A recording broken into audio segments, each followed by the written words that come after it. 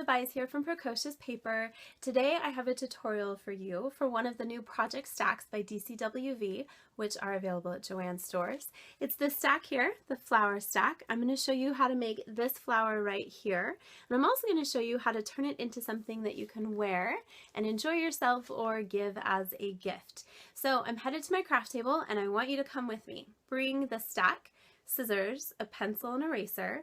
You're also going to want some adhesive. I'm going to use my hot glue gun, but you could use really whatever adhesive that you would like. And we're going to turn it into a brooch. So you're going to want either a safety pin or a brooch pin. Here we go. So I've already cut out the flower templates and I'm laying them out here so that you can see what they look like all in a row. They're numbered and it tells you exactly how many of each piece you want to cut out. Just a quick tip, save your instructions for future reference, and on the back side use washi tape to attach the template pieces so that the next time you want to make this flower you know exactly where all those pieces are. So the next thing you want to do is trace with a pencil all the templates onto the pattern papers that you want to use, and then of course cut them out. Now this part of the process can be a little tedious, so maybe sit back and watch your favorite TV show while you're doing it, but this is a great option if you don't have a die cut machine or you don't want to have to get it out.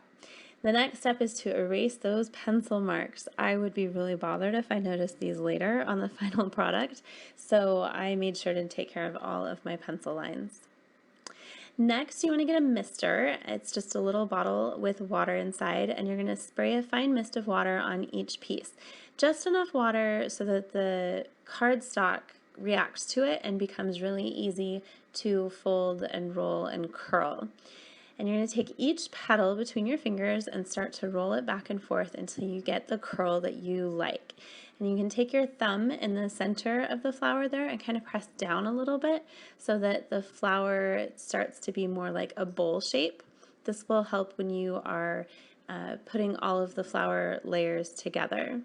So just curl each petal, work your way around the flower, and what you're going to do is curl every flower like this, set it aside to dry, and when they're all done they look like this.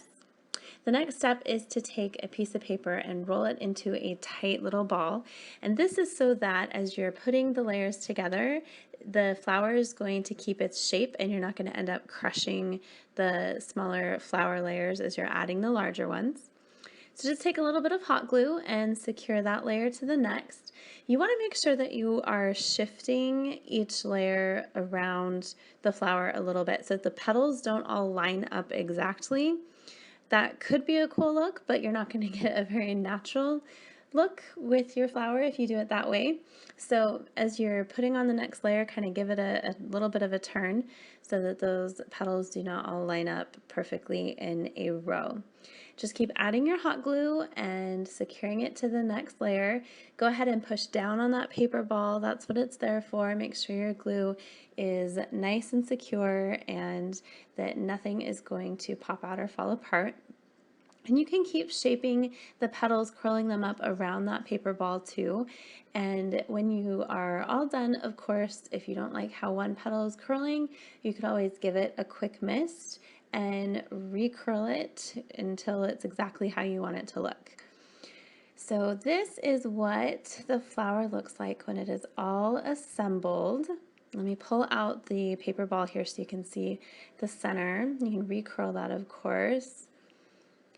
And you can fuss with those petals as much as you want. Every flower you make is going to be unique and beautiful in its own way. The next thing we're going to do is add leaves. So I got out some green paper and there's no leaf template for this flower, but that's okay because I just want to do a very basic leaf shape. And what I love about these pattern papers is that they're double-sided. So one of these leaves will show the A side and the other leaf will show the B side. I'm going to fold each one in half and give it some dimension. And then I'm going to glue the leaves to each other, and then I'm going to glue the leaves to the back side of the flower.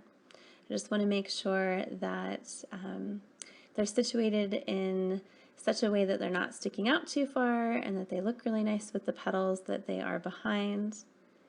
And then it's time to add the brooch pin. So the brooch pin that I'm using is also a hair clip, and the back of it is concave. And so in order to make sure that my glue is really attaching to the flower, I'm putting the paper ball back inside so that I can push down on that with my fingers and make sure that the flower really, really attaches to the clip. So I'm just pushing really hard, making sure that flower makes contact with the glue.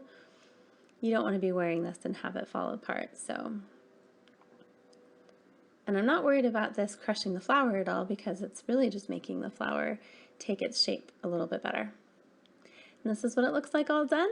The last touch is going to be adding a few blue moon beads to the center.